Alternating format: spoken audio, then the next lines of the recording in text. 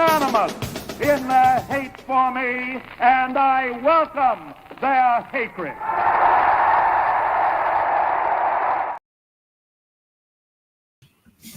What is up, everybody? This is Hater Radio. My name is Chris McLean. I'm without a co-host tonight. It's just me. But Ian will be back next week. We're not going to have a show this Wednesday, obviously Christmas. So Merry Christmas, y'all. But let's jump into it. So we'll talk about the playoff games, but let me jump into the Florida Bowl game first, and then we'll move on from there. A very, very typical Billy Napier win for the Gators. They were moving the ball pretty decently in between the 20s and then just couldn't capitalize on their drives. Settled for a couple of field goals. DJ threw interception in the end zone. He threw another interception as well. And it looked very lackluster, because of the mistakes. But, if the mistakes don't happen and those field goals turn into touchdowns, that game, the final score was 33-11, I believe. And, or something like that. Let me see real quick. I don't really care too much about bowl games. I know, it's, at this point, there's a 12-team playoff. I only really care about the 12 teams that get in. And if going forward, 33-8, sorry, not 33-11, 33-8.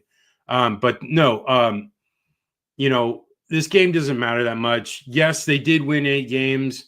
I did predict an 8-4 record. So, pretty close to that. But it didn't matter. It just was build the momentum here, get to the offseason and go forward. And they win. They were able to avoid any major injuries in the game. A lot of guys sat. Banks and Cam Jackson didn't play. A lot of the younger guys got to play, got in action. The defense was very stout. I think they held Tulane to 194 total yards. And a lot of that really came kind of late because most of it throughout the normal time of the game, there was almost nothing going for Tulane. Their quarterback, Ty Thompson, was just he's not very good. I'm just going to put it out there. He had 3 interceptions, just a rough game, 125 yards. And even though DJ had those 2 interceptions, he still had 305 yards. So, he had a really strong game. And he also took home the MVP award for the Gasparilla Bowl. So Florida gets the win, 33-8. They move on to the offseason. They have a potential flip of getting or transfer. I don't even know what you characterize it as, because Dallas Wilson signed with Oregon 2 weeks ago and now is released from his signing with them and now has the ability to go elsewhere. He was at the Gasparilla Bowl, and then he was at the Florida basketball game yesterday and had an official visit. So it looks like he might sign with Florida. Who knows? And then there's also potential with Jonte Cook from Texas. So there's a couple portal transfer players that they might get there, which it's weird to characterize Dallas Wilson as that, but technically that's what it is, even though he never officially is with Oregon in a practice setting at all. But no, so that's it. That's the season for Florida. It was a great year. We all thought that Billy was going to be fired to start the year, and then it turns out he didn't, and he survived. The Gators made the most of the year. They won. They went on a 4-game win streak that really turned the season around. They were 4-5 after that Texas game. And, I think because of DJ Lagway, it gave a lot of fans and players belief that they could win. And he did. He backed it up. He basically won every game that he started and played all the way through. The only game that he lost technically was the Georgia game, but he didn't play all the way through. So, the sky's the limit with this team. People want to come play for DJ, and it's evident, and if it's from J. Michael Sturdivant coming in, another transfer there, or to the top signing class, it's now with Dallas, it would be like technically within the top 10. So, considering where they were as of the Georgia game, where they were, the class was nowhere. It was like in the 50s and looked like everything was all lost and Billy might be fired. And then things started to turn around. And, credit to one, definitely the defense, two, DJ. And, those two really were the difference there, because the defense just constantly causing pressure on all the quarterbacks that they played. They were very stout against the run, taking that away from people, and, just making turnovers as well, because that's something that hasn't happened in the last couple of years. And I think they had 25 finished the year with. So 25 is quite a big difference from, I think last year was something like 10 or something. I don't know, something ridiculous. But regardless, great year considering that it was heading towards a disaster finish. Could have been, coming into the year, everyone looked at those last 5 games where it was Georgia, Texas, LSU, Ole Miss, Florida State, and everyone's like, oh man, there's no way they're going to win these games. And they ended up going 3-2 in those games. So that's, amazing. Yes, Florida State completely fell off, but, Ole Miss was still a top 10 team when Florida beat them, and LSU was a top 25 team at the time that they beat them. So still a 3-2 mark out of those 5 games is remarkable. And if DJ Lagway was healthy in that Georgia game, there is a chance that they could have won that game, and they probably should have, because they were even, the game was like a 4 or 5 minutes left, and it was a tie game. So it's not like Florida wasn't in that game, even without DJ. But regardless, great season, great finish. Now let's talk about the college football playoff games. So this is officially like a college football show from here on out. I'll smattering talk of USF and USC, but the rest of it's just going to be college football the rest of the season. So our college football playoff. So, it was, I know a lot of people are upset. You look at those scores and it's like, oh, terrible games, terrible outcomes, blowouts, whatever. And I am always a glass half full guy. And I look at it as, one, we got home playoff games and the environments were crazy. It was ridiculously cold in 3 of the 4 games, to the point where in the Tennessee game, Nico Iamaleava, cracked his helmet, one of the first rushes he had. And so it was that cold that you cracked your helmet. And you know what? I'm telling you what, it was spectacular. That Notre Dame intro where they're playing Dropkick Murphys, and it's, pumping through the stadium, and the crowd was pumped, and like even Ohio State's with their fireworks show, and like it was cool, man. I'm telling you what, we haven't seen anything like this ever in the 150 year plus years of college football. This was something that we should treasure. And I know the games didn't play out that great. That sucks. Trust me, I wanted closer games. I wanted at least 2 close games, but we didn't get it. I think that, if we had like a 16 team playoff, we might have seen those other teams where Alabama, South Carolina, and Ole Miss, and maybe we could have had some different outcomes with some of those matchups. And I think people would have been a little bit happier, because, all 3 of those teams have great quarterbacks. Sellers is not on the level of Dart and Milroe yet, but he's right there. Crazy athletic and just makes plays.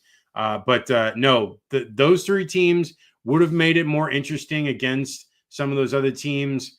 I know we're probably heading towards that, and I kind of want that. And also, if we can do first and second round games at home playoff games, that honestly would be ideal. And I think we're leaning towards that because I've heard quite a few different media members mention that specifically. So if that is a potential, I think that'll end up being the reality, which we really do need more of that, because that is the number one selling part of this weekend, was the fact that these home playoff games were way more interesting than a neutral site game that is neutered and like corporate and NFL and like no one really cares. These home playoff games, they're exciting. The fans are into it. It's loud. I mean, even in the Tennessee-Ohio State game, Tennessee fans were like 30,000 deep there.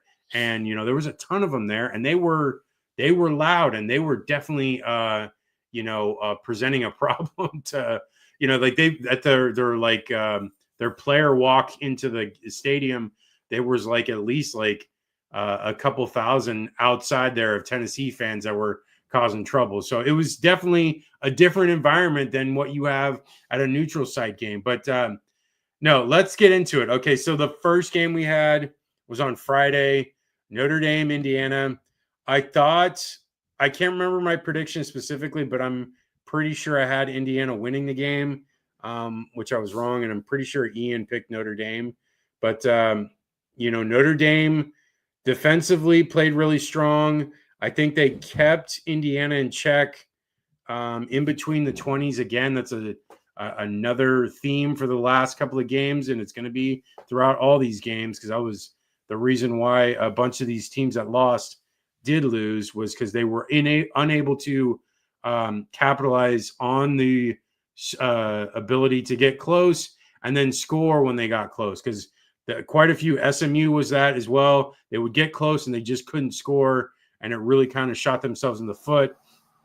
SMU, especially with turnovers. Indiana didn't have a ton of turnovers in this game, but they definitely had their chances, and they just couldn't capitalize. It was that Notre Dame had an interception that Indiana was driving. Indiana gets down there, and then Indiana throws an interception. And then, Notre Dame has the ball on like the 2-yard line. And then the running back, Jeremiah Love, just runs it for a 98-yard touchdown. And, that honestly, if Indiana holds them there, this game might be a lot different, because at that point, Notre Dame does score a later touchdown, but it was really kind of close for the most part. Indiana was right there. If they could have buckled down, I know it's, one play and you can't take that out, but besides that one big play, they would have kept them to about 300 yards of offense, depending on what they would have done on that drive regardless. But, it would have been pretty close. And I think that was almost the difference of the game, because it was like Indiana had a chance to go up, up a touchdown or 3 points. And then Notre Dame comes in there and then scores that touchdown. And it was such a huge difference in the game. Another thing that I noticed in that game was it was, I believe, 14-0 or 14-3. I can't remember specifically. Let me see. Yeah, so it was 14-3, and Notre Dame was driving. It looked like Indiana had stopped them. They were forcing Riley Leonard to go out of bounds, and was potentially going to force either a long field goal or maybe even a punt, because it was like a 3rd and 17 or whatever. And as Leonard is going out, and I hate this is one of my biggest pet peeves about college football, because college football calls it more so than the NFL. Well, maybe besides Mahomes, but Leonard is going out of bounds, and he's literally not even out of bounds yet. And the guy pushes him, and he goes violently into the sideline, but that is regardless. I'm tired of this because, there are quarterbacks that'll fake that stuff. And so they act like they're going to go out and they keep going because the defenders lay up. And, you'll see even other defenders where they won't even hit as hard because they're afraid of getting a late hit or a whatever near the end of the sidelines. And so they ease up on those. And it's like, I'm sorry, but this is football. And if they're trying to get them down, which is the whole point of defense, and you're preventing them from doing that actual thing, it's kind of like giving them a huge advantage, which is totally unnecessary. And I don't know. I just feel like I've seen it way too many times. I mean, the Gators seem to like fall in that trap so many times of like, going after a player and hitting him just on the hair of being late. And I wish, honestly, the key to like change how this is going down, I wish they would just make it reviewable so that the refs can look at it and be like, they can watch it in real time on the replay and then watch it as it's slow. And if it's like right there, boom, then don't go throw a flag. Because if he's like right near the sideline and if he's not technically out yet, then why are we throwing a flag? Like their goal is to tackle them. And if they're tackling them as they're going out of bounds, like right at the line, I'm sorry, but that is a clean hit because you're basically, extending the field of play. It just happens to be that it's there. I don't know. I'm over it. I'm tired of it. And it's enough because that led to a field goal for Notre Dame, making it 17-3. And then at the end of the game, later on, as Indiana scored 2 touchdowns, if they had, because they got it to 27-11, if they had, if it was 24-10 at that point, they would only need a touchdown and then another touchdown to tie. So they did get a touchdown, and then it would have been a 1-score game with like, I don't know how much time was left. It was very little time, but it was kind of ridiculous. I know it doesn't really matter in the long run, but it does, technically, if you see this game as it plays out as well, because then there's more game pressure on Notre Dame. If they don't hit the field goal, it's only a 2-score game, and then, if like, I don't know, it's very a minuscule thing, but it does end up having a huge effect on what happened in the long run. But Notre Dame, though, I will say their defense does look stout. They shut down Indiana's run game for the most part. 63 total yards for Indiana on the ground. Rourke looked all right. He didn't look great, but he looked good enough to potentially win the game for them. But that one interception was deadly and was probably the difference in the game, like I said. And, Notre Dame moves on. We'll talk about the games, the quarterfinals, not Wednesday, because like I said, there's no show, but the following Sunday, so a week from today. But so Notre Dame moves on. They'll play Georgia. Let's move on to the next game, which was SMU Penn State. I had high hopes for this because I thought SMU was going to play this game really well. I thought Jennings was going to have a good game. And man, was I wrong. I mean, he imploded. I'm talking like one of the worst playoff performances I think I've ever seen outside of maybe TCU and the Georgia game. But I don't even remember. I don't think TCU's quarterback was that bad. It just was Georgia, completely dominated. But, in this game, Penn State didn't even do anything offensively. Drew Allar had 127 yards. Like they literally were like non-existent on offense, 325 total yards. They did run the ball really well, Penn State, but, SMU just made huge fatal mistakes. Again, in between the 20s, they were moving the ball quite well. They'd get inside the red zone and they just would fall apart. They had 2 pick sixes that Jennings threw, another interception on top of that. So he had 3 total interceptions. Just a terrible day. And, Drew Lahr, like I said, didn't even have to do anything. And like, I'm not the biggest fan of him anyways, but like they didn't have to do much. They were up 28-0 at halftime. And then, SMU got some scores late, but it was really nothing because at that point they were already down 31-3. And just, it was a beatdown. And I think that if Jennings doesn't make those terrible mistakes, because they were gifts. They weren't even like Penn State was even doing anything to force these turnovers. Like Jennings was just on the run on two of them, and he threw it like right to Penn State players. So I don't know. It's tough to see that because they played really well all year. It feels like they didn't give it their best shot. They did struggle in that first half against Clemson, so it kind of came back again. They struggled and they just couldn't recover. Maybe they thought that they could come back and recover from that, but it didn't happen here. Nick Singleton for Penn State had a good game, 90 yards. Katron Allen, 70 yards, 2 TDs. Just,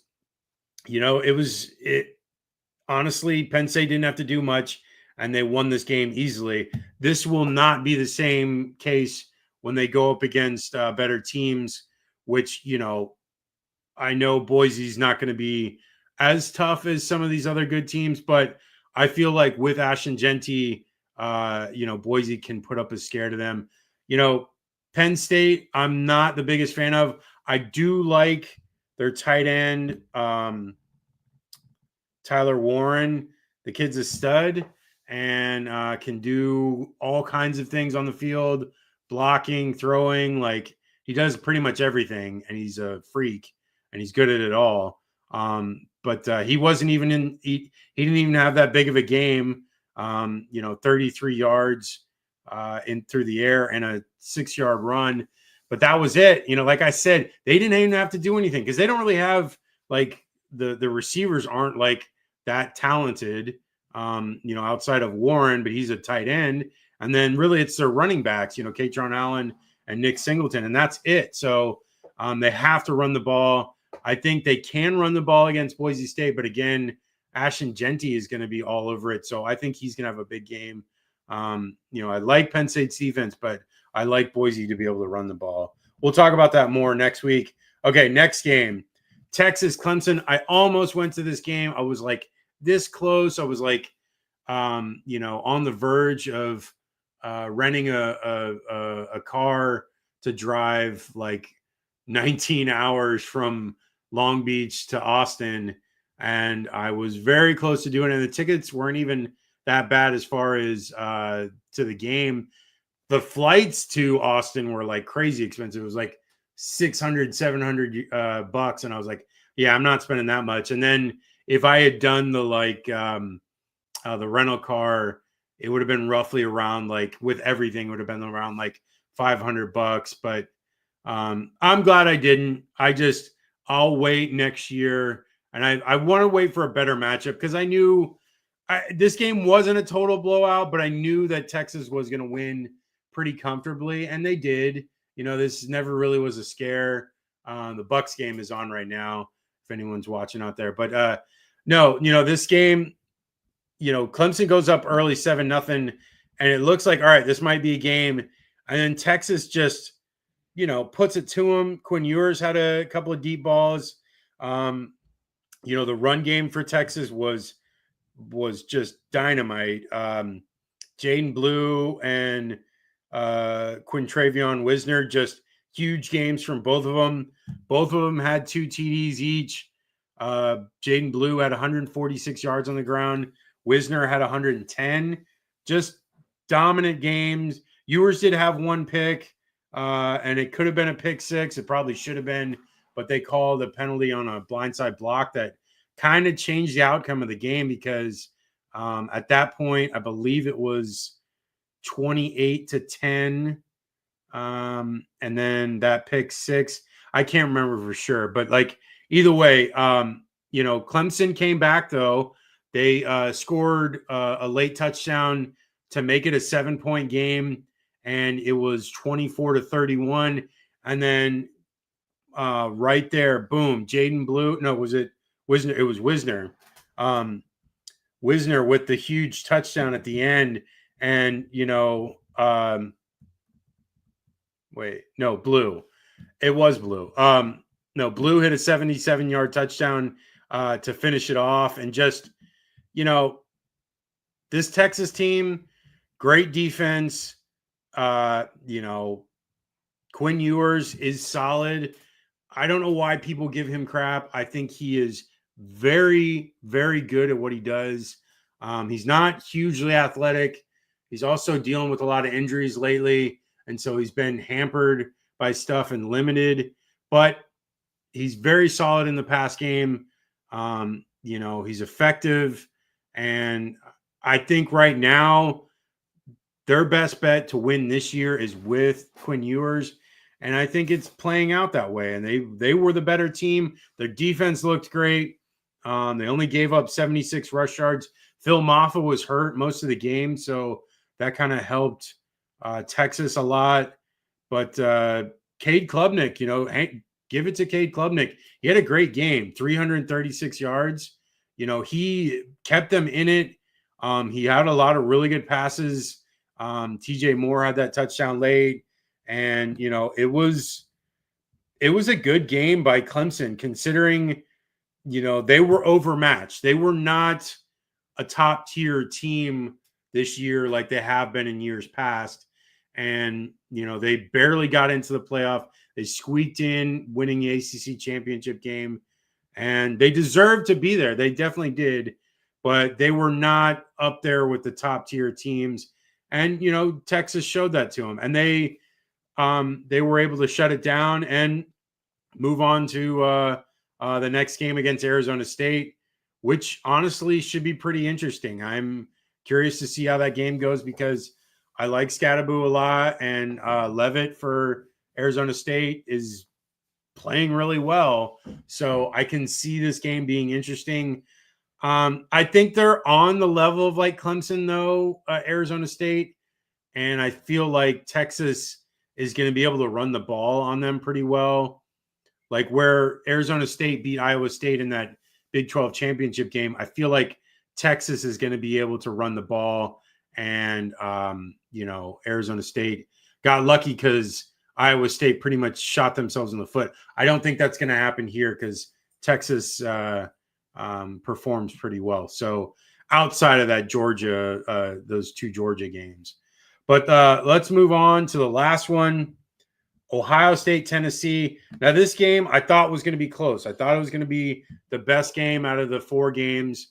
And it was 21-10 at halftime, and it looked like it could be.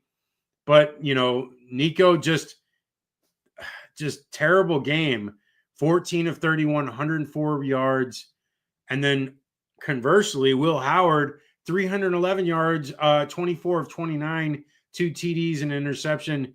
And then also Jeremiah Smith, huge game, 103 yards, 2 TDs. Just, the bright lights come out and Smith just shows off. Kid is just unreal. Freshman, I think he broke the record for receiving touchdowns for a freshman in the Big Ten. Travion Henderson had a really good game. Quinshon Judkins had a good game. I mean, Ohio State is just a very talented team top to bottom. I'm really amazed that they lost to Michigan. I don't know how that happened. I watched that game. I watched the recap, and I'm still amazed that, Michigan won that game. It was just a lot of mistakes by Howard in that game. And here, this game, it was not. Howard did throw that one in the end zone, which was, probably could have held on to that one because Smith was really covered and there was safety help as well. He probably should have held on to that one, maybe just either thrown it away or threw a check down. But no, Ohio State, really talented. I think that's the disparity here with Tennessee. Tennessee does not have that talent there yet. They had a lot of injuries in the game. Samson, their running back, didn't play much at all. He was hurt probably almost the entire game. and he only had 2 carries, and he's all world. He's a great running back. And I thought that Tennessee was going to be able to run the ball like decently, but they didn't really run the ball. Well, they ran it all right, but not to like their level, because they usually run it for like, I think it's like 200 plus, and they only ran it for 152. But again, they passed the ball for only 104, so it was like that was all they could do. So they were limited there. Nico had a lot of runs that were off of broken plays, and he had 20 carries. He ended up with 2 TDs, but a lot of that was no one open downfield, and so he would just have to take off. And this Ohio State team, I'm telling you what, man, they play Oregon. It's a rematch of that game earlier in the year, which was a very great close game. This Ohio State team, if they go on a run, they could be the favorite here for the rest of the way in the playoff. It's amazing that this game, Ohio State Oregon, should probably be the championship game or even a semifinal, but we're getting it as a quarterfinal. I know, this is the way it is because with the seeding, because I wish they could do like re-bracketing or reseeding after the first round. I don't know why other playoffs don't do it. I don't understand it. Some of them balk at it, but I think it's the way to go. I know basketball tournament doesn't do that, so I guess it's par for the course for football as well. But no, I really like this Ohio State team. I think there's a ton of talent. I think because of that loss to Michigan, it might end up being the best thing that could have happened to them. They've really like refocused. They looked amazing in this game. I feel like they have a really good shot against Oregon, and then they would play the winner of Texas, Arizona State, and then after that it would be the championship game. So there's a lot to play for this Ohio State team. I know they won a championship. I know they're tired of coming up short, but this team is really good, and we'll see what happens going forward. Tennessee, tough for them. They had the 30,000 fans there. They just couldn't pull it together. Again, like I said, there's a talent disparity there. It's just a difference between these two teams. And I think Ohio State just out-talented them. And it really was because, as far as Ohio State offensively, you had Quinshon Judkins with 2 TDs, TreVeyon Henderson with 2 TDs, Will Howard with 2 TDs passing. I mean, just a great game overall. They had like 3 sacks, 3.5, 4 sacks. So, this team is very good.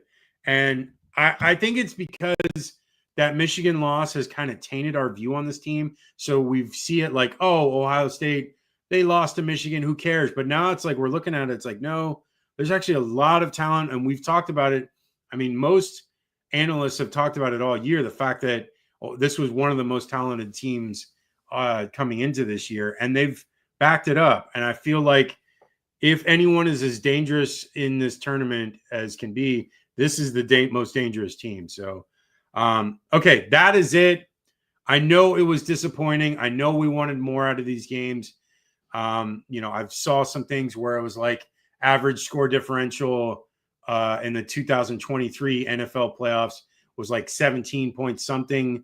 And then the NCAA college football first round playoff differential was like 19 something. So obviously there's a lot of blowout games and playoff games. That just is what it is. I mean, even in the NBA, there's a lot of blowouts as well. I see why people get angry with it, but then it's like, you'll have upsets, and there will be eventually. We never thought there was going to be a 16 seed ever beat a number 1. It was like, just write it off. It's never going to happen. And we had it finally happen, 6 years ago. And so like, it is a possibility. We just have to let things play out. And plus we've got home playoff games, which are something that we've never had before. And is something that's so amazing. And I'm glad it happened. And I hope that we get more. I hope we get first and second round going forward with that. And hopefully that is the reality. That is the show. Reach us at haterradio.com for all of our articles. There's one on the Gators that I have on there about the momentum and proof of concept, and I'll update it a little bit to include what happened on this game on Friday.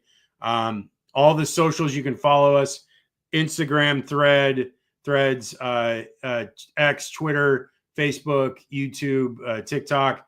Just type in Hater Radio, comes right up. Ian has his socials, but I don't have it because he's not here. So whatever, I'm just not going to say it. I think it's G Gator G. That's how you can find him. But that's the show. Merry Christmas, everyone. We'll talk to you on Sunday next week, 8 p.m. Eastern, 5 p.m. Pacific. Enjoy this Bucs games, Bucs fans. I know I will. I got the Bucs hat on. So Merry Christmas, y'all, and I'll talk to you soon.